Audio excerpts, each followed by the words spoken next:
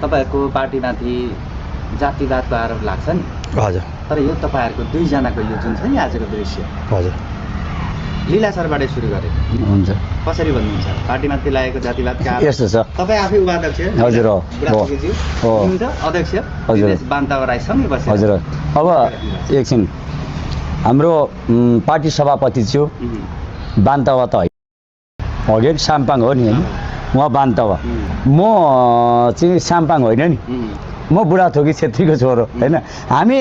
तीनैजना अलग अलग छौँ कि छौँ नि तीनजना अरूको त म कुरै गर्दिनँ एउटा कुरो के छ भनेदेखि यो जातिवादी आरोप लाग्नुको चाहिँ कारण के छ भने आजसम्म नेपालमा राईले पार्टी खोलेको थिएन किराँतीको छोराले पार्टी खोलेको थिएन सबैजना कोही युद्धको नाममा कोही बन्दुकको नाममा कोही सङ्घर्षको नाममा कोही सङ्गठनको नाममा कोही प्रदेश फ्याक्सन बनाउने नाममा होइन कोही अधिकार दिने नाममा कोही जातीय नाममा धेरै पार्टीहरू खोलिए पहिले श्रम संस्कृति पार्टी भनेको मैले पटक पटक भन्ने गरेको छु नेपालमा जन्मिएको किराँतीको छोरो नेपालमा भएको भूगोल वातावरण ढुङ्गा माटो खोला नदी नाला विभिन्न जाति धर्म भाषाबाट जन्मिएको श्रम संस्कृति पार्टी अब यो पार्टी चाहिँ राईको छोराले पार्टी खोलेको हुनाले लगाएको ट्याको आज उहाँहरूलाई मेरो प्रश्न छ तपाईको मिडिया मार्फतबाट म प्रश्न गर्छु मेरो प्रश्न रहिरहन्छ म बाँचुन्जेली प्रश्न रहन्छ जबसम्म उत्तर आउँदैन मेरो प्रश्न उहाँहरूलाई के छ भने उहाँहरूले ठिक छ